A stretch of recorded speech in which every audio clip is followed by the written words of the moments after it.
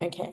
Good afternoon, everyone, and welcome to this seminar series. This series is hosted via the School of Social Science at Monash University, and it's a lunchtime seminar series designed to hopefully bridge the gap between academic work and the general community. In the old days, we would have called it public education, but it's really a seminar that's designed to be accessible for everyone, to inform them about current events. Before we launch formally into the presentation and before I introduce the speaker, I'd like to acknowledge the Bunurong and Wurundjeri people of the Kulin Nation, on whose lands Monash's Melbourne campuses are located. And I pay my respects to their elders past and present and recognise that sovereignty was never ceded. We are really fortunate today to be joined by Professor Remy Davison, who holds the Jean Monnet Chair in Politics and Economics, and he's also a lecturer here at Monash in Politics and International Relations. He's been writing about the politics of AUKUS and governance issues around AUKUS for a couple of years, and we will be sharing some of the publications that he has with people who've registered for this seminar. So, Remy, I'm going to hand it over to you, and you can start sharing your screen, and we'll be muted, and we look forward to listening to your presentation. Thank you. Okay, thanks very much, Sam, for that warm welcome, and thank you everybody for attending at short notice. As I said before we started recording, I see Vicky is here, and Vicky, you've seen these slides before, but I'll try and add some new information for you because anyway. So let me just share the screen with you. So our topic today is AUKUS and its discontents. What is AUKUS? And I think you're going to get more than one seminar from somebody else on AUKUS as well. Let me just my PowerPoint happening. So I just want to start off with the background context, I guess, to AUKUS, which of course relates to the containment of China. And one of the things that or some of the things that were going on in the first decade of the 21st century was, of course, the incredible growth and rise of China. China had set a number of objectives for itself to try and beat Japanese GDP by about 2020, but in fact achieved this by 2010 to become the world's second largest economy. And Robert Kaplan, who is very well known neoconservative and primacist in American foreign policy circles. Kaplan is probably most famous for writing with William Crystal an article in the mid-90s as a member of the Project for a New American Century, many of whose members, of course, later became members of the George W. Bush administration. But Kaplan and Crystal wrote a famous article for PNAC and Foreign Affairs called a Neo-Reaganite foreign policy. In other words, these were the neoconservative Republicans in exile during the Clinton administration who argued that the Republicans needed to take a much more Reaganite approach in the same way that Reagan had tackled communism in the 80s against the Soviet Union. It needed to confront rogue states as they became known after 9/11, and it needed to, and of course this became the dictum after 9/11, to confront terrorists wherever they are, to change regimes that could threaten the United States, and that of course included Saddam's Iraq. But in 2005, Kaplan was writing a very provocative article called How We Would Fight China, although it was clothed in the idea that this was how to avoid a war with China by ensuring that the United States had full spectrum capabilities, in other words, across the 5 dimensions of warfare, because Kaplan argued China would be a much more formidable rival than Russia ever was, and that future wars would be centered around regional naval conflict. Obviously, this is many years before drone warfare becomes the norm, both aerial drones and now undersea drones. So here's what Kaplan said in 2005. Today, the Chinese are investing in both diesel-powered and nuclear-powered submarines, a clear signal that they intend not only to protect their coastal shelves, but also to expand their sphere of influence far out into the Pacific and beyond. So China was building a blue water navy. A blue water navy is a navy which can operate thousands of kilometers and for months on end beyond its coastlines. At the time, China only had a green water navy which could operate only, within a limited distance from its coast. Now, more recently, in 2021, Kaplan argued that something most people here or listening will know about, this academic debate about the new Cold War that has been going on for a few years, the idea that there's a new Cold War between the United States and China. And Kaplan argued that it was permanent, the rivalry was permanent.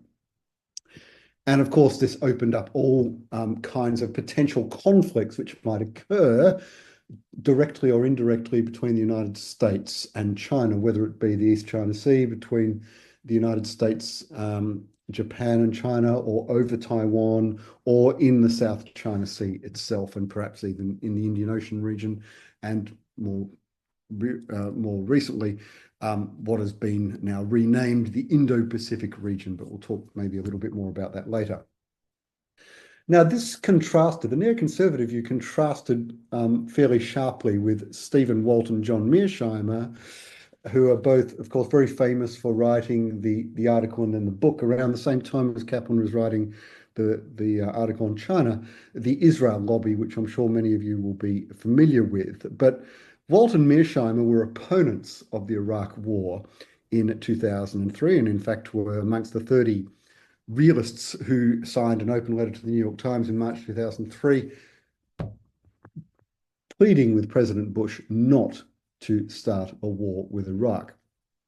Stephen Walt has long talked about the concept of limited containment. The United States does not have to be a global security provider. The United States can ensure its own security by maintaining sufficiency in nuclear and conventional weaponry and its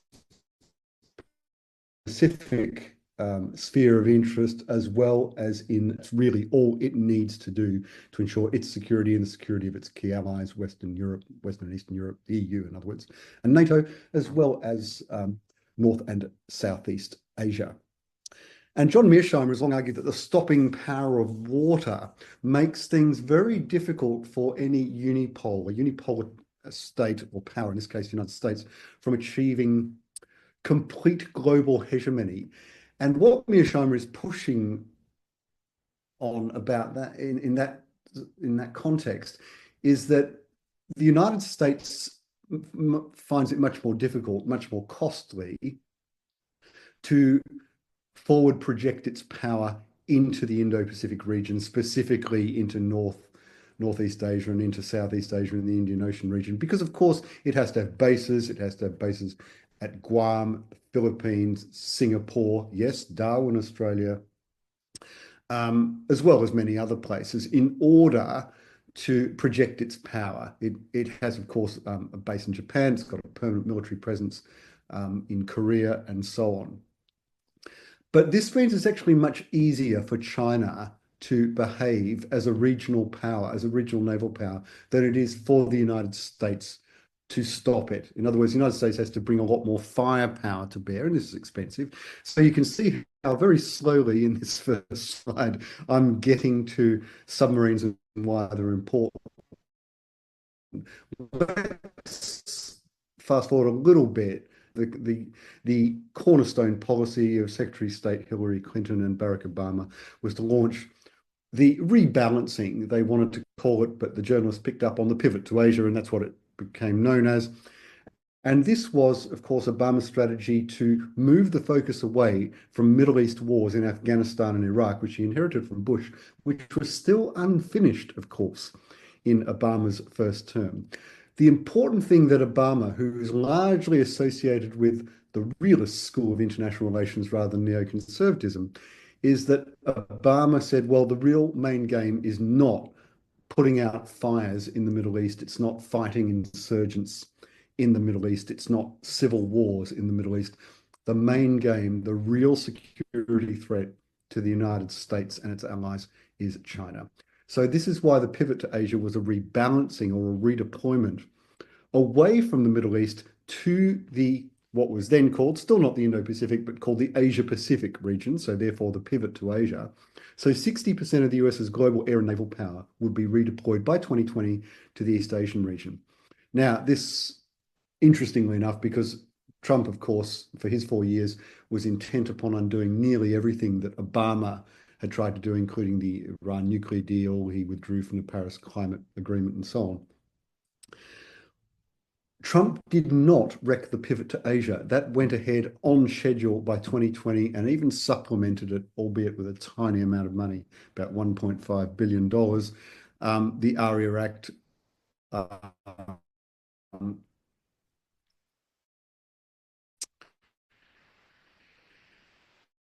which his administration put in place. But what was more important to produce its legally required national security strategy within its first year, to actually put in place a national security strategy that spoke of the China threat, and it also articulated an Indo-Pacific strategy.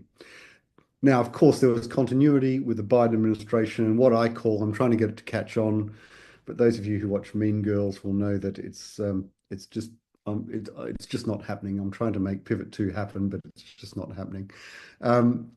So the Biden administration's Pivot 2, as I'm calling it, from 2021, why I call it that is because Biden was essentially building on the blocks that had been laid by Obama in his term from 2021. And he did that within days of taking office in January 2021 by appointing Kurt Campbell, who was Obama's East Asia czar. So he put Kurt Campbell back in charge of Asia policy. Yeah, and you might have seen Kurt Campbell just recently in the South Pacific Forum on the news with Anthony Albanese recently, because that was the conversation which the media recorded, which Albanese was not very happy about with Kurt Campbell. Anyway, so let's come to AUKUS now, because now we can see why the US naval power and forward deployment into the Indo-Pacific region, and in fact, the grand strategy of securitizing the Indo-Pacific. What did I say? Next slide. We went on to the next slide. Yeah. What is AUKUS? Yeah, we did go on to the next slide. Okay. So now we finally get to AUKUS, and we can see why US has put so much capital, political capital as well as real money, into an Indo-Pacific security around the theme of Biden's Pivot 2. So let's just see what AUKUS is, the basics of it, the structure of it. It's a trilateral security agreement between Australia, the US, and UK. So it's also Australia's return to the Anglosphere. I'm actually, at the same time, I'm doing a paper on Liberal Party foreign policy, which has brought me round to, the Scott Morrison strategy when he was Prime Minister to deliver AUKUS in September 2021. It was an 18-month, very well-kept secret in Canberra. Canberra is a city that leaks like a sieve. Very few people were in the know, and nobody leaked. Nobody leaked. And I've asked lots of people that I've interviewed about this. The issue is apparently not raised with the Trump administration, which I don't believe. Some people have kind of considered, oh, well, maybe it was. But we can talk about that some other time, perhaps. But it was, of course, finalised with Biden really at the G7 in June 2021, where Scott Morrison met with Boris Johnson and Joe Biden in a little green room meeting, and everyone assumed that Boris Johnson was introducing Scott Morrison to Biden because Morrison had upset the Biden campaign because some of him and some of his members of his cabinet had been a bit too pro-Trump publicly. So the plan was for Australia to acquire 8 nuclear-powered submarines for deployment by approximately 2040. This leaves a big gap in Australia's capabilities. We currently have the Collins-class diesel-electric submarines, which are past their use-by date but have received an extended life. And it's also very important to note this is a seismic change in US foreign and defense policy, because for the first time since the 1940s, the United States is going to share nuclear technologies, that is, not civilian, military technologies, with another power, with another power. So this is the NPA Treaty. It entered into force in Australia in February 2022. Now, I went because I was curious to see who was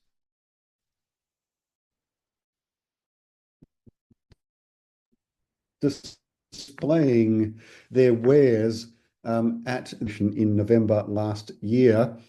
And as I'd like to say, my friend from Macquarie University is holding up on the left there a little, I think it's from British Aerospace. So if you can actually just use your phone on the barcode there on the left, and it'll take you to British Aerospace's site. But it's amazing how quickly that the arms dealers got their stuff happening at this very swanky little arms bazaar, as I like to call it, on Darling Harbour in Sydney in November 2023. Now, AUKUS itself was announced officially in September 2021.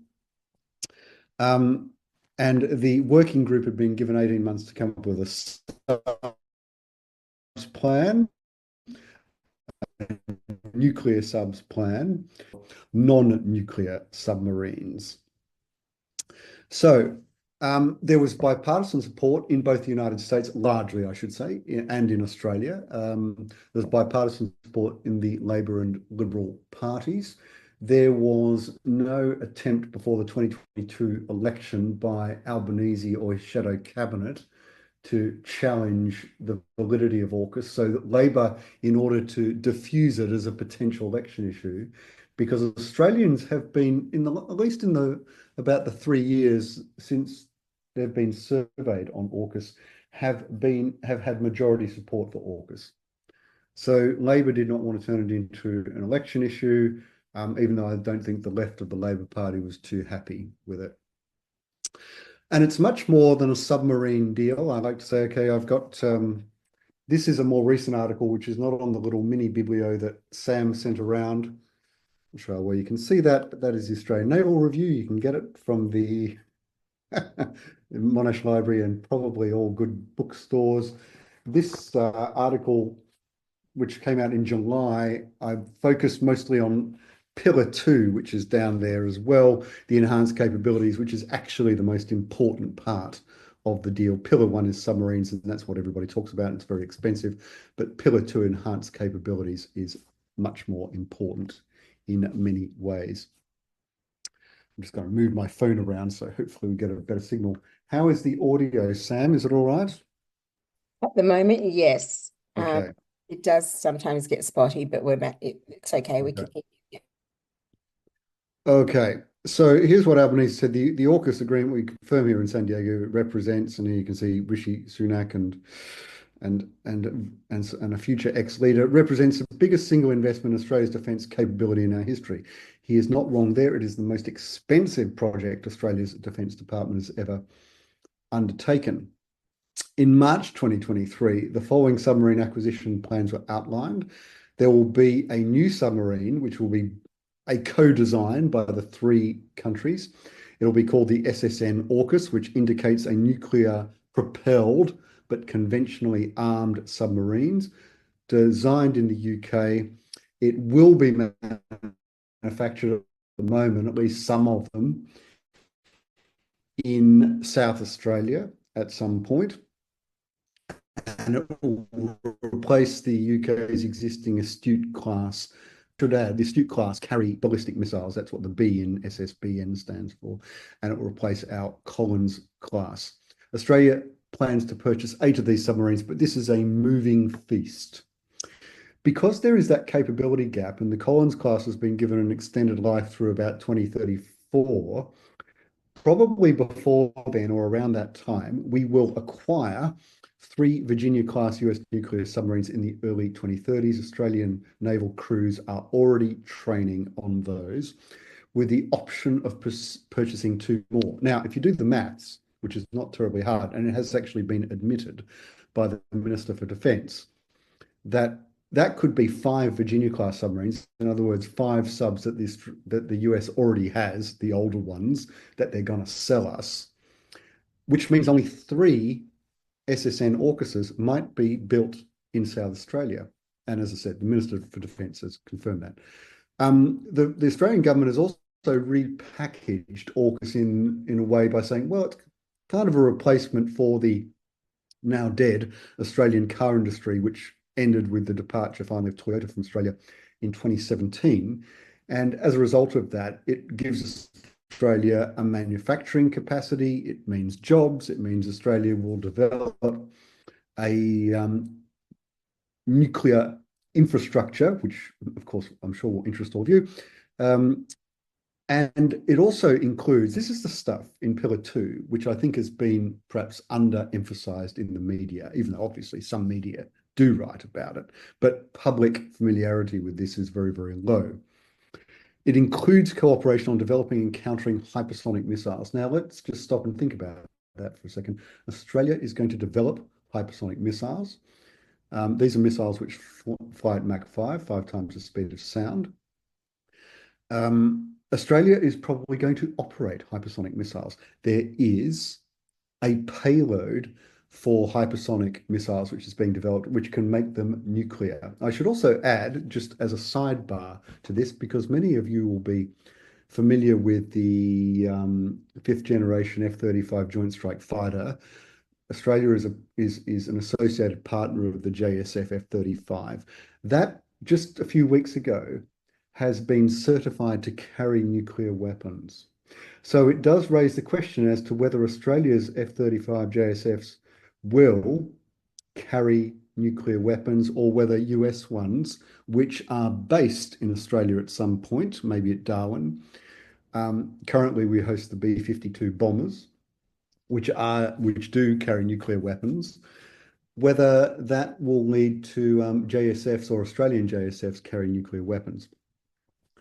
Now, the reason I mention hypersonics is not because Australia is now really in the missile building game, is because these things, well, you could argue, well, ICBMs, or intercontinental ballistic missiles in their final phase trajectory, are hypersonic missiles. That is true. But they are also, rather relatively cheap to manufacture once you've made the initial investment. The Russian government's already using them in the Ukraine war. They've used them. China has operationalized, tested its first hypersonic missile in 2019. The United States did not take these really seriously when it signed the New START treaty between Obama and Putin on the limitation of nuclear weapons in 2010, because it didn't think that they were strategically important. That view has changed. And so hypersonics are very much part and parcel of the AUKUS trilateral partnership. Japan is going to cooperate with AUKUS. I think there were talks during the lead up to AUKUS that said Japan might join AUKUS, might be a foundation member, but I think that kind of takes plausible deniability out of Japan's peace constitution and, non-threatening intent. So Japan is really going to be a very important technical collaborator with AUKUS. And I mean, this is not a huge change, because technical cooperation between the United States and Japan and Australia as well is very close anyway. So I don't think it really matters so much whether Japan is part of AUKUS or not. Now, the other thing I've been writing on in conjunction with AUKUS is the rise of strategic partnerships, because these are often throwaway partnerships. China has over 140 strategic partnerships around the world. Some of them aren't actually even written on paper, like the Australia-China Comprehensive Strategic Partnership, which was agreed between the Abbott government and Xi Jinping's government after the signing of the Australia-China Free Trade Agreement, was never even put on paper before this mythical agreement was suspended around 2020. But I would argue that AUKUS is one of the relatively few strategic partnerships which is very important. First, it has law behind it. There is a lot of legislation behind AUKUS in all 3 parliaments, in Congress, in UK Parliament, and Australian Parliament. Second, it is a seismic change, as I say 4 paragraphs down here, in US defense export policy, where the United States is loosening the long-held restrictions that it's had for about 70 years on the export of sensitive military technologies to its Anglosphere allies in the form of Britain and Australia. The other part of this is, of course, AUKUS, unlike many strategic partnerships, has real money behind it. The submarine contracts for US and UK firms unlikely valued at up to 368 billion Australian dollars over the life of the agreement, or about $10 billion per annum over about 30 years or so. Whereas I'd like to say to my students, just in time for your children to serve on the submarines, or grandchildren, depending. Anyway, okay, so you get the idea. So Pillar 2, of course, includes trilateral cooperation on cyber warfare, weapons, and what is interestingly called AI innovation, but what really means AI warfare. And the reason, as I've said before, which is significant, that the United States is issuing waivers, or international traffic in arms regulation waivers, called ITAR, that's the little bit I've highlighted in red there, is because US presidents have often tried to share defense technologies with their closest allies, and every single time Congress has knocked them back. But the last Congress changed this, and Biden and the GOP leadership did engage in bipartisanship to get through various pieces of legislation to enable Australia and the UK to share these technologies with the United States. The other thing that COVID really brought about was that defense supply chains are, of course, critical, that having an onshore capability is vital to defense and security. An example of this, I'm happy to talk about it later if you want, is, for example, Australia before COVID had no strategic oil reserve. None. The government held none. Australia had still has about 2 weeks of oil supplies onshore, all of which is in private hands, not government hands. So what happened during COVID was Australia did establish a strategic oil reserve, which has been recommended by the IAEA, or the International IEA, I should say, the Atomic Energy Agency. Sorry, not the Atomic Energy Agency. The International Energy Agency has recommended that countries all hold at least 90 days supplies of fuels in case of emergency. Australia didn't do that. Now we do have an offshore oil reserve, but it's in the United States. So it would have to be shipped here, obviously, and that would take time and it would be difficult in a time of conflict. So it's not a very good solution, really. Why I'm mentioning this is because if there is a nuclear accident, for example, with one of Australia's shiny AUKUS, SSN AUKUS submarines, Australia will need to have the nuclear infrastructure that is required to service these submarines. The highly enriched uranium nuclear cores of the AUKUS submarines will be welded shut. We can't access them, except with extreme difficulty. We can't steal the enriched uranium from them, and also, at the moment, we don't know how to. So it means Australia, by default, is going to have a nuclear support infrastructure. And of course, I don't think it's a particular coincidence that the federal opposition these days is talking about civilian nuclear power, which of course is entirely legal. Every country is entitled to civilian nuclear power. That the federal opposition is talking about having a nuclear industry as part of the mix towards net zero and reducing Australia's carbon footprint. So in response to international reaction, which in our region was not particularly good to AUKUS, the Australian government affirmed it will uphold its existing non-proliferation treaty commitments, not acquire nuclear weapons, and its affirmed support for the Rarotonga Treaty from 1985, which declared the South Pacific a nuclear weapons-free zone. However, American nuclear submarines traverse the South Pacific with regularity, routinely.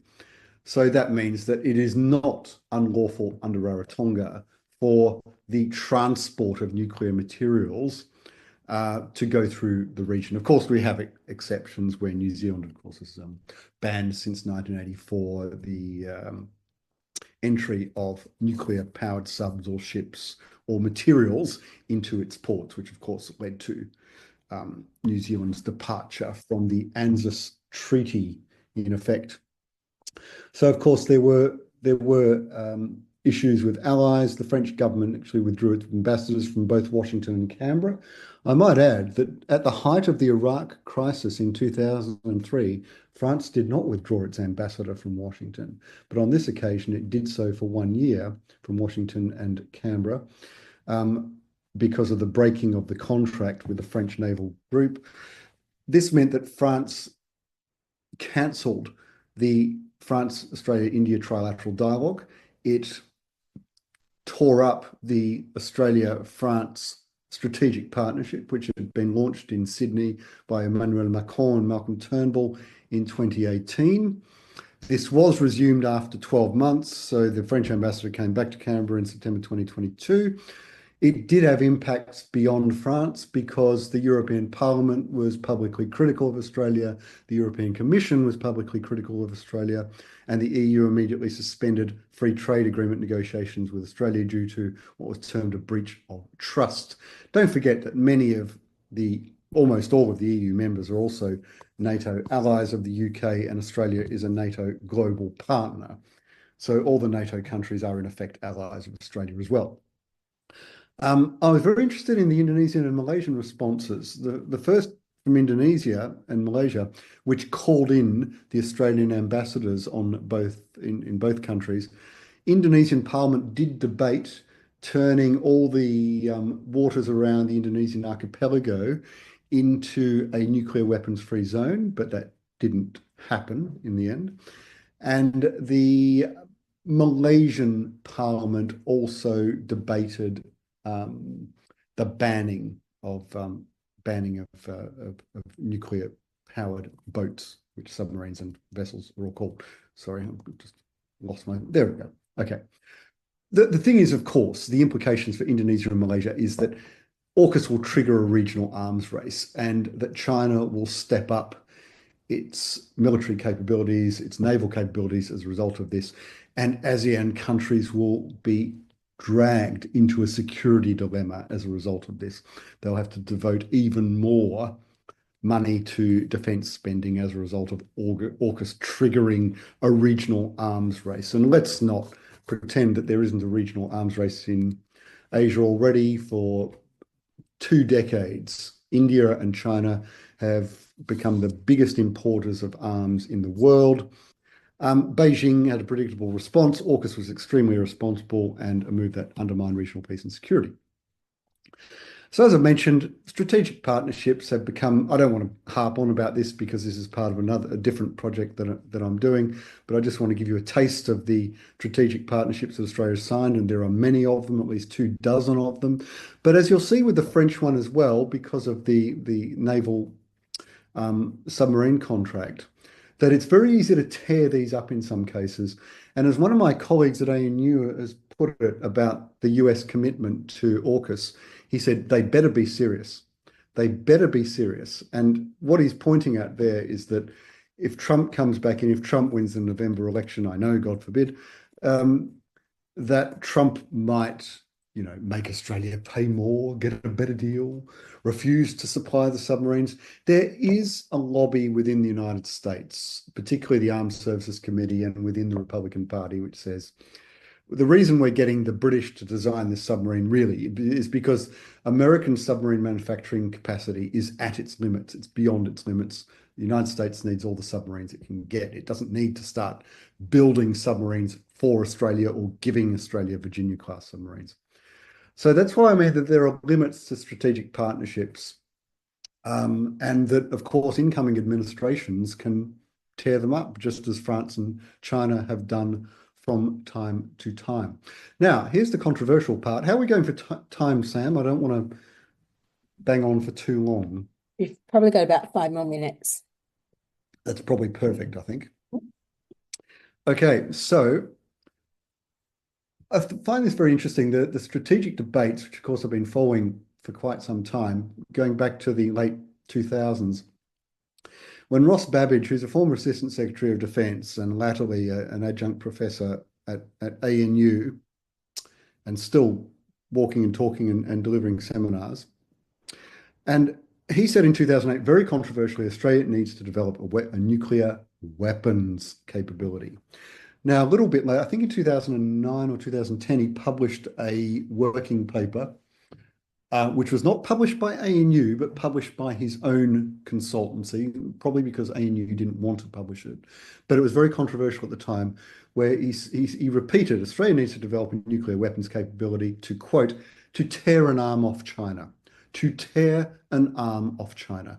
And the reason why he said that is because he said, well, Australia obviously can't match major powers in terms of their nuclear capability, but they can have a small strategic nuclear arsenal, which will be enough to give pause to decision makers in countries which may seek to threaten Australia.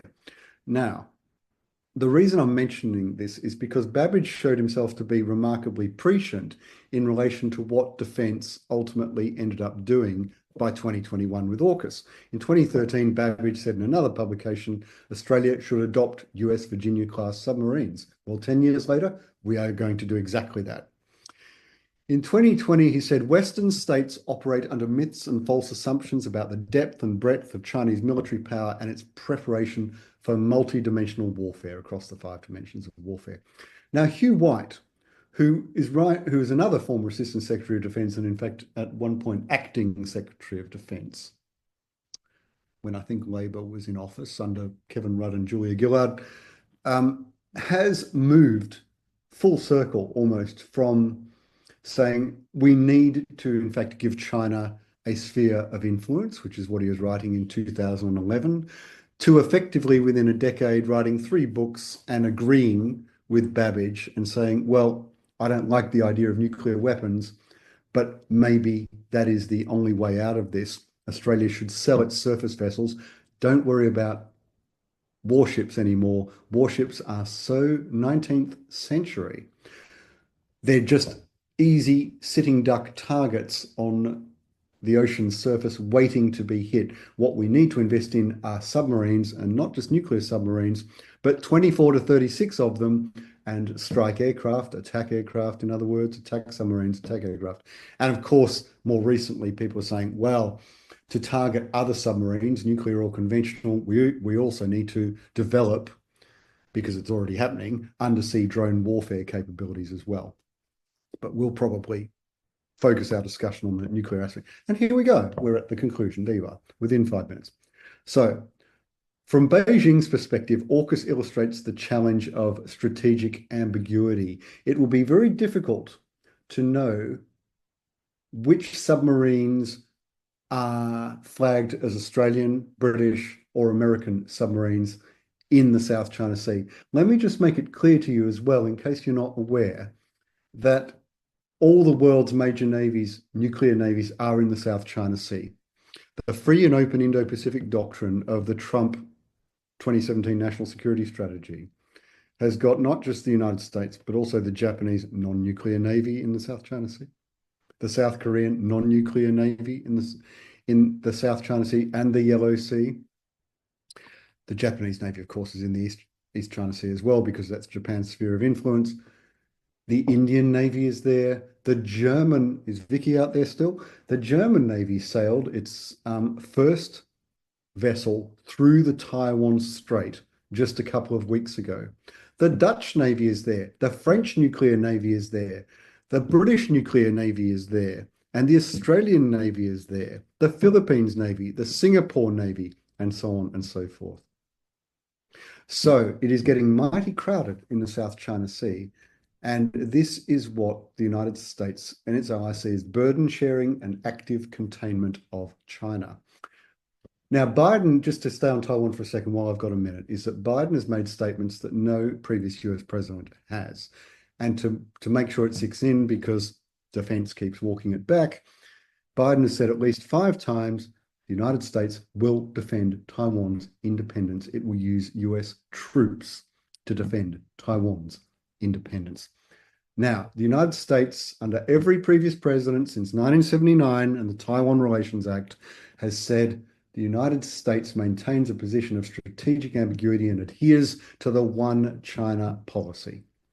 But this is a different ballgame, and why I call it Pivot 2.0. Washington has placed Beijing on notice. It may shift from limited to unlimited containment of China through mechanisms like AUKUS. It will share other technologies and long-range weapon systems with allies and strategic partners in the Indo-Pacific. Who knows? It might even share more high-tech weapons with Taiwan, which is a bit of leverage it has over China. And this intensifies the regional security dilemma and the potential flashpoints.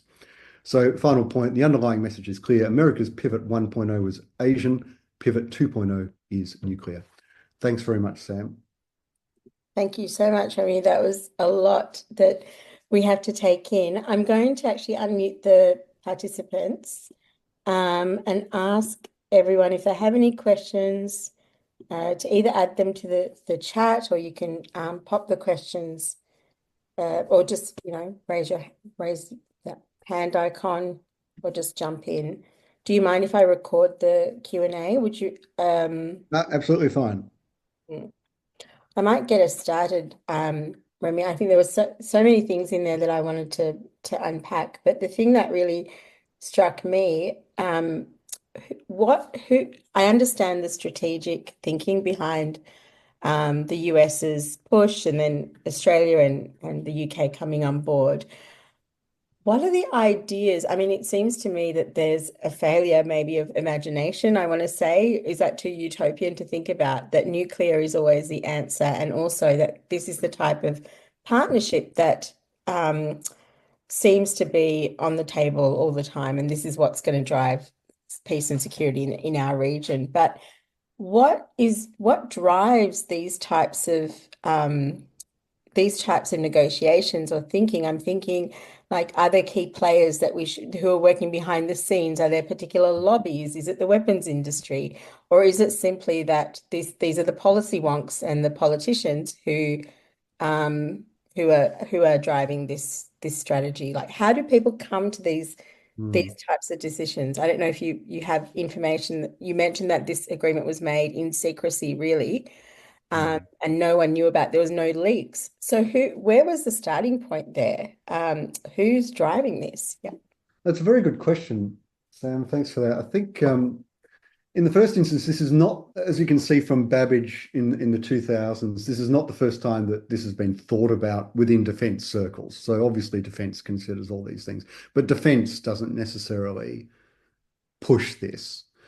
So in the first instance, if we go through the Conservative governments from Abbott through Turnbull, now before Morrison even started the AUKUS idea internally, both Tony Abbott in one of his books and Malcolm Turnbull in various articles had canvassed the idea of nuclear powered, not nuclear weapons, but nuclear powered submarines.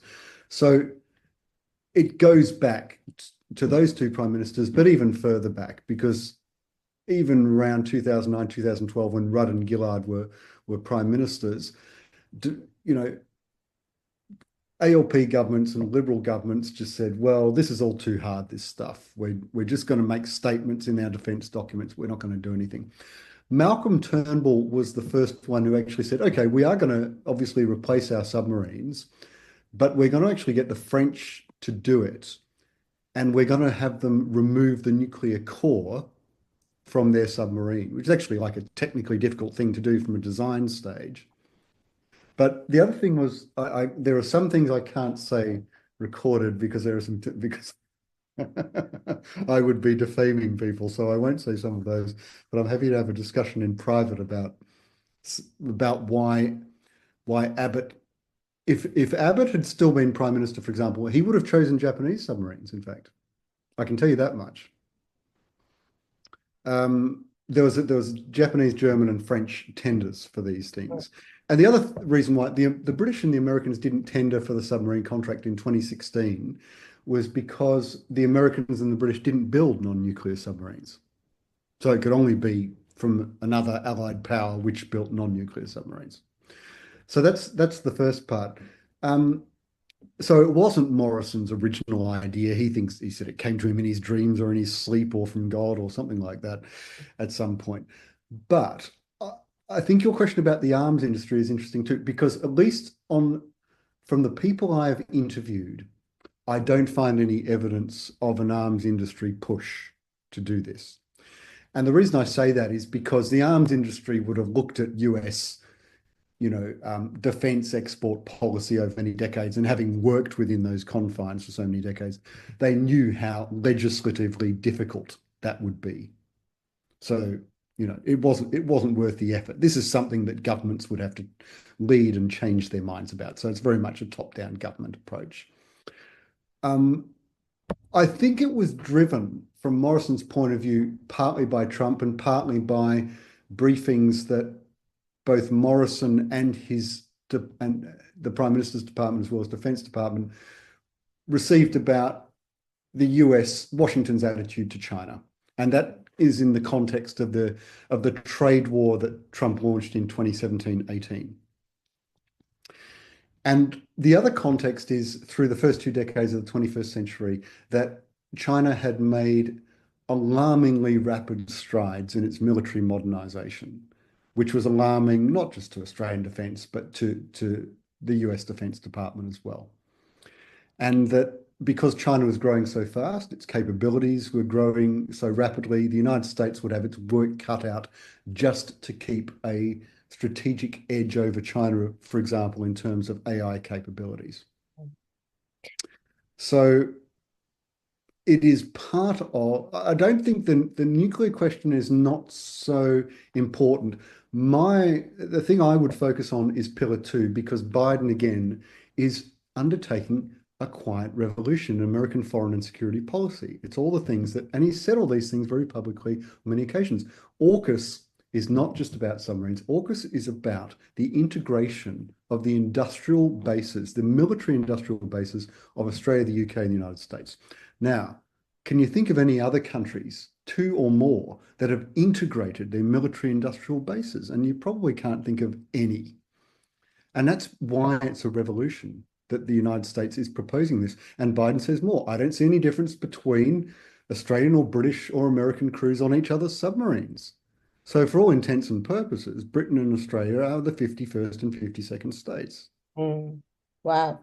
So I'm going to, we have a question in the chat. Victoria, I'm not sure what your question's about yet, but I think this question follows on well from your remarks.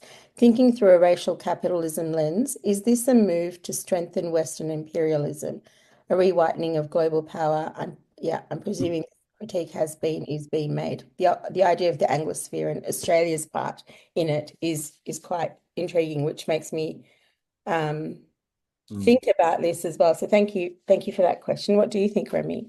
Was the first word radical, was it? Racial capitalism. Oh, racial, sorry. A strengthening of Western imperialism, particularly in the Pacific. Yeah. Yeah, I think it's thanks, Vicky. I think it's an interesting. That's not Vicky's. That was an anonymous question. Oh, yeah. Sorry. Go ahead. Sorry, it just sounded like Vicky. No, no, go on. Apologies.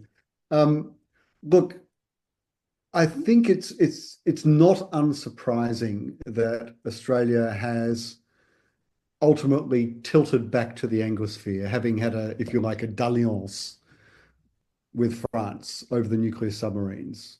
And I think this is probably because of the timing as well, that there were 3 conservative leaders in office in the form of Scott Morrison, Boris Johnson, and Donald Trump. And sure, when this was decided, obviously AUKUS didn't happen until Biden was in power, but it was planned during the Trump administration.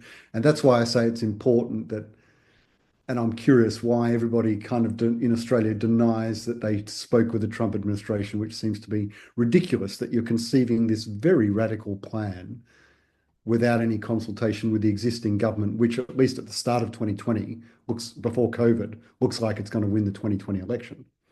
So that's part one. The other part is that this is consistent with Australian foreign policy behaviour over at least the last 2 decades, if not longer.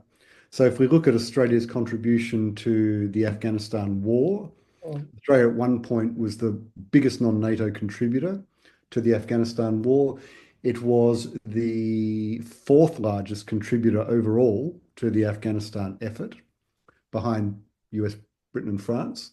It became the third largest contributor to the Iraq War in the initial phases. Australia actually started the war a day before official hostilities commenced in 2003.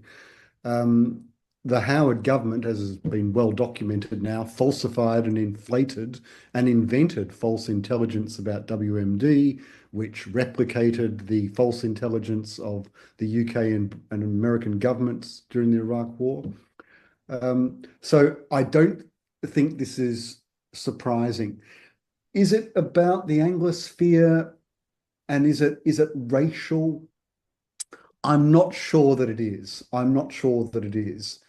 The Indo-Pacific region, in particular North and Southeast Asia, are strategically vital to the United States and indeed the world economy as the core, the centripetal force in the global supply chain. Taiwan is strategically important to the United States. The CHIPS Act makes that very explicit in terms of the parts of the Indo-Pacific economy that are vital to the United States. The security of Japan is important to the United States, the security of all ASEAN countries, and the free and open Indo-Pacific as a cornerstone of both the Trump and Biden administrations, and presumably the Harris administration as well, to ensure the free passage of maritime shipping, merchant and military through the South China Sea, around the Malacca Strait into the Indian Ocean and the Middle East energy supply routes. These are critical to everybody's energy security. They are critical to trade security. And we saw how easily trade can break down and shortages that can emerge even in peacetime during a pandemic like COVID. And you can imagine what would occur if there was a flashpoint, a conflict in the South China Sea. So I don't think that this is just about the Anglosphere or just about a reassertion of US foreign policy in the Indo-Pacific. The United States has changed its Indo-Pacific policy since World War II. I see it as entirely consistent with US foreign policy. Thank you. We've got two more questions. I think then we'll wrap up. So Vicky, do you want to go first? You had your hand up first. Thank you. Yeah, also thanks, Remy. That question Hi, could have Vicky. been from me. I have a question about AUKUS from like a political discursive perspective, because I'm wondering that the way we're talking about AUKUS is not only that it's nuclear powered submarines, but actually I feel like it started the conversation about Australia being a nuclear power more general. And so I'm always trying, and to be fair, the first time I heard about AUKUS, I thought, oh, these are submarines that carry nuclear bombs, but they're not, they're nuclear powered. But I feel like also with the students and in the broader discourse, it's actually burned a bridge to think about, does Australia need nuclear power? And I don't know what you think, if you've noticed a change of narrative in that it opens up the conversation for that through AUKUS. I have, and I think you're absolutely right. I think nuclear is the new normal. And to give you a bit of context, Vicky and I are teaching first year students in geopolitical security in the Indo-Pacific. And so one of the questions when we talked about middle powers, we talked about AUKUS in Australia, was asking students, do you support Australia becoming a nuclear weapon state? And I don't know what Vicky's got one tutorial, so I don't know what they said, Vicky. You might tell me. But all three of my tutorials voted in majority yes. And they supported AUKUS. Mine all said no, Remy. Must be your benign influence. I hope so. Because I certainly didn't steer them anyway. I just wanted to know by polling them what they thought. And it is a new normal. And there has been a drop in support from younger people, like aged under 30, in the most recent surveys on AUKUS. But overall, there is a plurality of Australians who support AUKUS. There's a minority of Australians who support it, and there's obviously a chunk of don't knows as well, or no opinion. But consistently, it's got support. And the political parties polling obviously reveals this as well, because if it had been different, then Labor might have taken a different position before the 2022 election. But I think you're right. I think the ANU Vice Chancellor has said, who is a nuclear physicist, has said, well, we need to have a nuclear industry now. We have to have a nuclear infrastructure support industry. There's only one nuclear science degree in Australia, and it's at ANU. We're going to have to build a whole nuclear support industry. And that, of course, leads us by the nose, quite obviously, towards what Peter Dutton and the opposition are talking about, because I don't think it's a coincidence that the two of them come together. It is entirely legal, of course, for Australia to have a civilian nuclear power industry, because under the Non-Proliferation Treaty, all countries are permitted to exercise the peaceful use of nuclear power. Thank you, Remy. And finally, we have Adigan, who is our colleague in history. Hello, everyone. Can you hear me, dear Remy, dear everyone? Hi, how are you? Perfect. Thank you so much for the wonderful talk. It clarified a lot of things. You mentioned that the cooperation will entail the fields of education too. So my question is about the potential impact on universities, if you can talk about it a little bit. For example, will AUKUS push for, I don't know, de facto distancing from various international collaborators, or hiring specific people from specific countries, or specific funding being channeled through different, maybe militarized ways? So yeah, any comment on that will be very welcome. Thank you. Thanks very much for the question. Sam and I actually had a bit of a conversation about this a few weeks ago, and I'm far from being any kind of expert on this, but I understand that universities are already, of course, getting defence contracts, engineering departments, materials engineering, aeronautical engineering, so on, are already getting defence contracts for this. So it is part of, as Biden said, the integration of the military industrial bases. My argument is that the Australian private sector doesn't really have the capacity to do the research and development on this, and we are heavily dependent upon foreign military companies like Thales from France, British Aerospace, which is right here in Melbourne under the Westgate Bridge in Port Melbourne, building the rear fuselage and parts of the wings of the Joint Strike Fighter, for example. There will be, and there is, too much money in these projects over 30 years plus for university administrations to resist the ethical implications of signing up to major contracts for this. So I think your question about the hiring preferences of universities will obviously feed into this as well, that they will hire people with, proven track records in engineering departments, for example, in science faculties, with a proven track record of grant success, with government procurement, with defence departments, with foreign affairs and so on. I mean, I can see in fact, I'm doing an ARC proposal at the moment, which to some extent or another will involve AUKUS. And as a result of that, even in humanities and social science faculties across the country, there's ANU does, and the University of Canberra too, do a lot of wargaming. Okay. That is already stuff that they do with the cooperation of the Department of Defence, and they get funding from Defence to do it. So I think it is going to be a seismic change for universities as well, is the short answer. You say these things so calmly, and I feel like we're not quite prepared for what's coming. Or is this, I think back to Cynthia Enlow's work on militarization, and many people on this call will know that Cynthia Enlow is a feminist IR scholar, and she and in the early days, Carol Cohn, Cynthia Cockburn, they all wrote about militarization, and the fact that militarization happens over time without people being aware, and some of the most militarized people are civilians, universities, and other institutions. Is this where we're headed, Remy? I don't know. And is it a good thing? Is it a bad thing?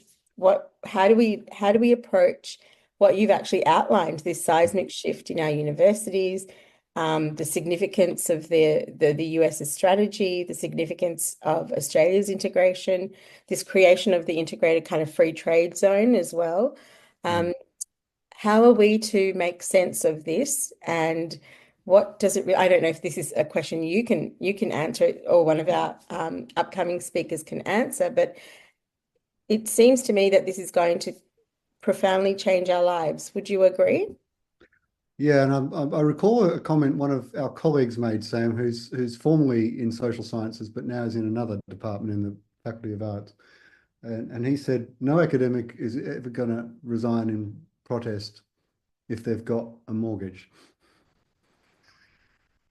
And I think he's probably right. Yeah.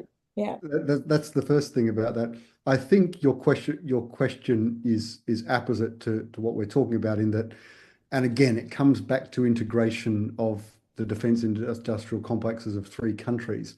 That you could argue that the US university sector has already always been tightly integrated with the US military industrial complex since at least the Manhattan Project, if not earlier. And that, American STEM universities, or their STEM faculties in particular, are largely dependent upon those kinds of grants to drive not just R&D and research, but also, their graduate student numbers, their careers are built on this.